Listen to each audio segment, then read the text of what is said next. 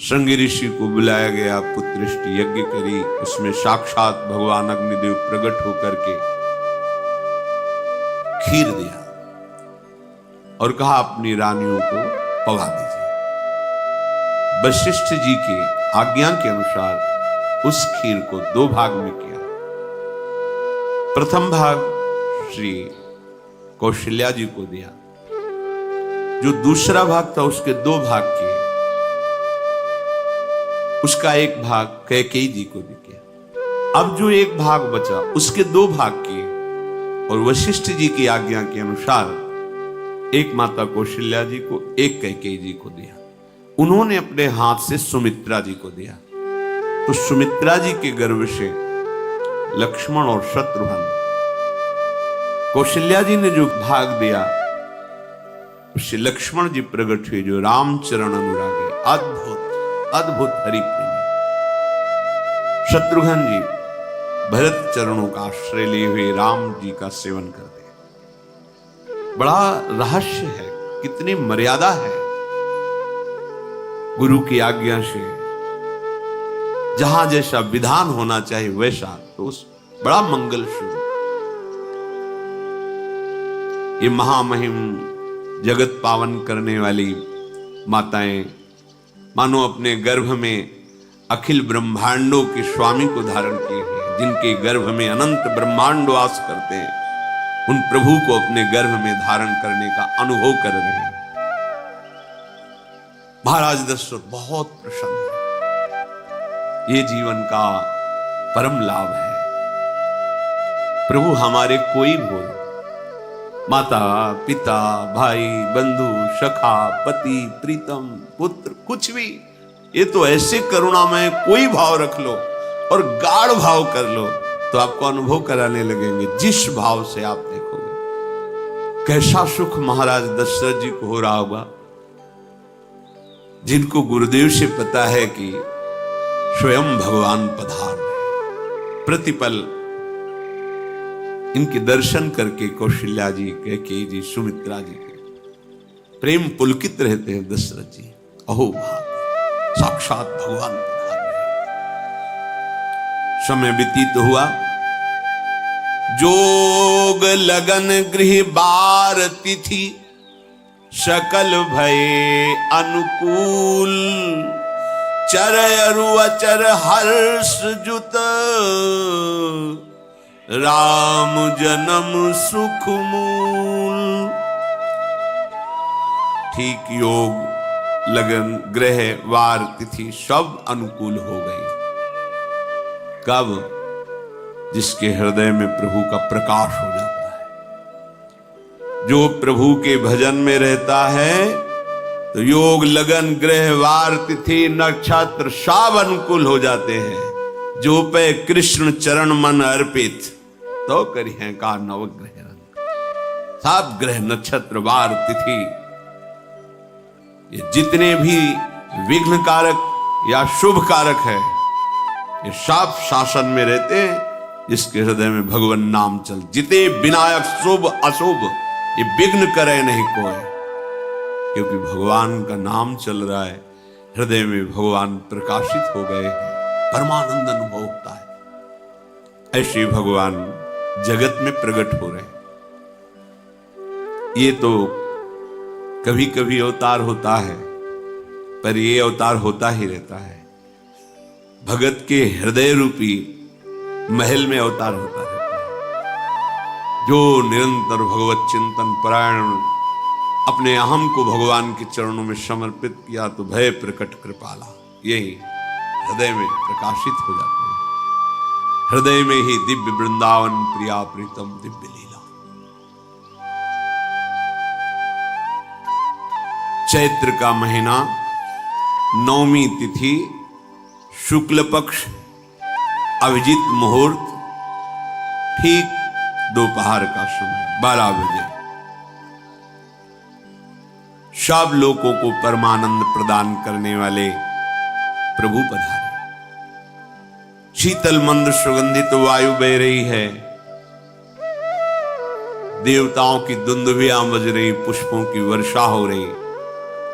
बड़े बड़े ऋषि मुनि नृत्य कर उठे, जैसे साधना को फल मिलता है हृदय आनंद में। आज समस्त साधनाओं के फल स्वयं मंगल मूर्ति प्रभु पधार रहे। सब महात्माओं का, संतों का हृदय अलौकिक आनंद से भरा हुआ है।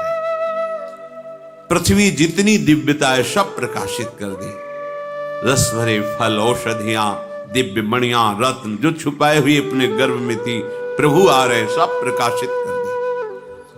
जलधाराएं जो सूखी हुई थी वो भी। जब ब्रह्मा जी ने देखा कि जो भगवान ने आकाशवाणी में कहा था वो सब सत्य हो रहा है, आकाश में ब्रह्मा जी समस्त देवतागण विराजमान होकर के अंजलियों में दिव्य पुष्प लेकर के वर्षा कर रहे हैं। सुंदर सुंदर अलग अलग वाद्य बज रहे हैं। ऋषि मुनि देवता सब स्तुति कर रहे हैं। प्रणाम मुद्रा में सब खड़े हैं, क्योंकि समस्त लोकों का पालन करने वाले भगवान श्री हरि महाराज चक्रवर्ती सम्राट दशरथ जी के भवन में प्रकट हो रहे हैं। तो आकाश में सब ईश्वर कोटि के महापुरुष पुष्पांजलि अर्पित कर रहे हैं। उसी समय भगवान का प्रादुर्भाव होता है। भगवान कभी गर्भ से नहीं प्रकट होते, लीला होती है, ऐसा अनुभव होता है गर्भ है। पहले भगवान भगवान के रूप में प्रकट होते हैं, फिर वो बालक बन जाते हैं। कभी ऐसा कहीं नहीं मिला, अनुभव होता है ऐसा। समय से गर्भ रहा, समय से गर्भ बढ़ा, ऐसा अनुभव होता है। पर भगवान प्रकट होते हैं, इसीलिए भय प्रगट कृपाला दीन दयाला कौशल्या हितकारी हर्षित महतारी मुनि मनहारी अद्भुत रूप विचारी। धाम नाम रूप लीला, ये मेरे प्रभु की हेतु की कृपा है। आप एक बार भी राधा नहीं बोल सकते, कृष्ण नहीं बोल सकते, एक मिनट भी आप नहीं आ सकते, ये केवल मेरी लाडली की कृपा है। हृदय में किंचन मात्र गर्व नहीं, अभिमान नहीं। वो हमारे भगवान को बहुत प्यारा होता है, प्रियालाल को बहुत लाडला। हमें प्रभु के अगर चरणारविंद के अनुराग में डूबना है तो विवेक से देखो है क्या पास में। अगर कुछ भी दिया हुआ है भौतिक आध्यात्मिक, वो सब मेरे प्रभु का दिया हुआ है, तो गर्व किस बात का, अहंकार किस बात, तो दैन्यता आ जाएगी। अज्ञान से ये अहंकार बढ़ता है, ज्ञान से इसका समन हो जाता है। चाहे भौतिक हो चाहे आध्यात्मिक हो, मेरे को सब कुछ मेरे प्रभु ने तो दिया। ध्यान देकर देखो तुम्हारी उपज क्या है, तुम भी तो उन्हीं के अंश हो।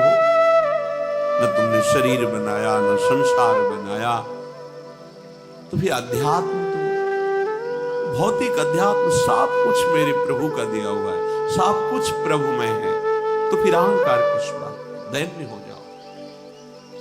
यंत्र कहे कि मैं दक्षिण की तरफ चलूंगा और यंत्री तुम्हें उत्तर की तरफ चलावे तो एक कदम चल नहीं सकता यंत्र। ठीक ऐसे ही तुम हो। पर ये ज्ञान न होने के कारण अहम वृत्ति को स्वीकार करके मनमानी आचरणों में उतर गए। अब तुम्हारा यंत्री माया हुई, यंत्रारूढ़ानि मम मायया। और यदि भगवद आज्ञा का पालन करते भजन परायण, तो आप भगवान के हाथ के यंत्र बन जाओगे, महासुख में निमग्न हो जाओगे। जो दीनों पर सदैव दुलार करते हैं,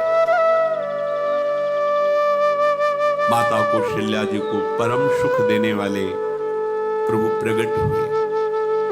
मुनियों के मन का हरण करने वाले प्रभु को सामने देख करके कौशल्या जी आनंद मगन हुए। प्रभु कहां? सामने। आनंद क्यों? नेत्रों से अश्रुधारा चल रही कौशल्या। सामने देखा श्याम सुंदर विराजमान, लोचन अभिरामा तनु घनश्यामा। ऐसी अद्भुत श्यामता त्रिभुवन में नहीं, ब्रह्मा जी की बनाई हुई नहीं कोई ऐसी श्यामता जिससे उदाहरण दिया जाए कि प्रभु के श्रीअंग की श्यामता कैसी है। वो बस संकेत के लिए चंद्र शाखा न्याय के अनुसार भले कह ले, नहीं प्राकृतिक ऐसी रचना ही नहीं है जो हमारे प्रभु की इंद्रनीलमणि श्याम मनोहर वो है ही नहीं। वो सामने देख रहे कौशल्या, ये भजन का प्रभाव है। अरविंदाक्ष कमल देखते ही चित्त चुरा जाए, ऐसे नेत्र हैं प्रभु के। अजान बाहु लंबी भुजाएं,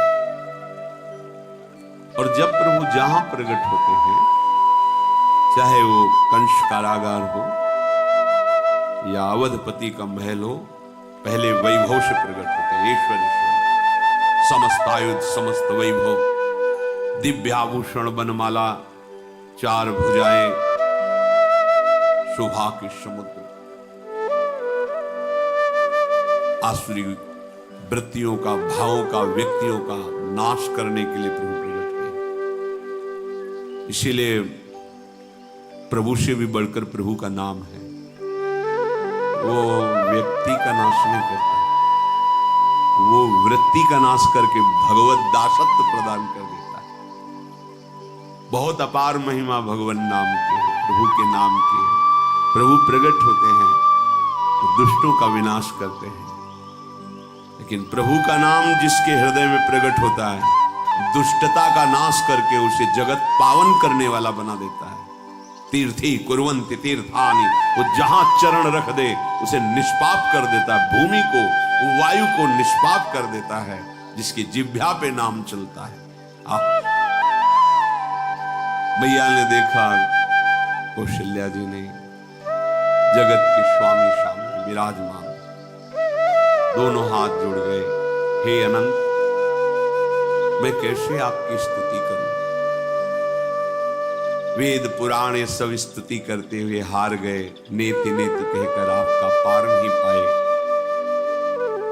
माया से, गुणों से, ज्ञान से भी आप परे हैं, असीम हैं, अनंत हैं।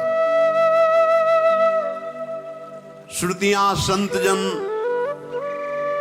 सदैव आपका यश गान करते रहते। हे दया के समुद्र, हे शब्द, सुखों के धाम, गुणों के धाम, भक्तजन सदैव आपका गान करते रहते हैं। आज वही प्रभु मेरे सामने प्रकट है। हे श्रीपति, आप मुझे सुख प्रदान करने के लिए मेरे नेत्र गोचर हुए। अरे जिनके रोम रोम में अनेकों ब्रह्मांड वास करते हैं, एक रोमकूप में अनेकों ब्रह्मांड वास, वो प्रभु मेरे पुत्र कहलाए, ये तो हंसी की ही बात है। मेरी बुद्धि विचलित हो रही। कहां आप असीम महिमा अनंत विराट, आप मेरे पुत्र। जब ऐसा वर्णन कर रहे तो प्रभु मुस्कुराए।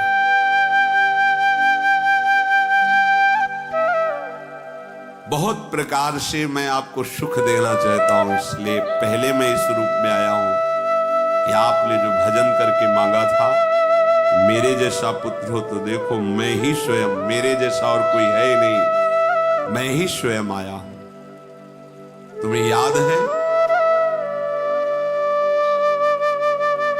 याद, स्मृति आई। हाँ, फिर प्रभु अभिषेक में माता पुनि बोली सोमति डोली, तजहु तात ये रूपा, की जैसी सुलीला अति प्रियशीला, यह सुख परम अनूपा।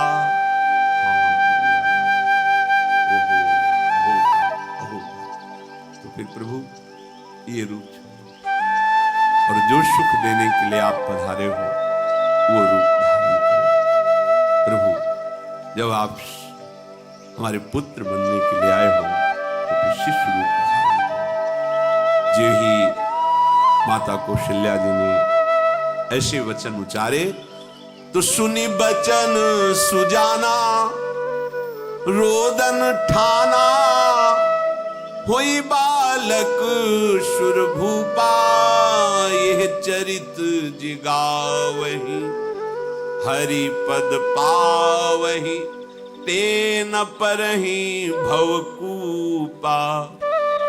इतना सुनते ही सुजान भगवान श्री हरि नवजात शिशु होकर के रोने लगे।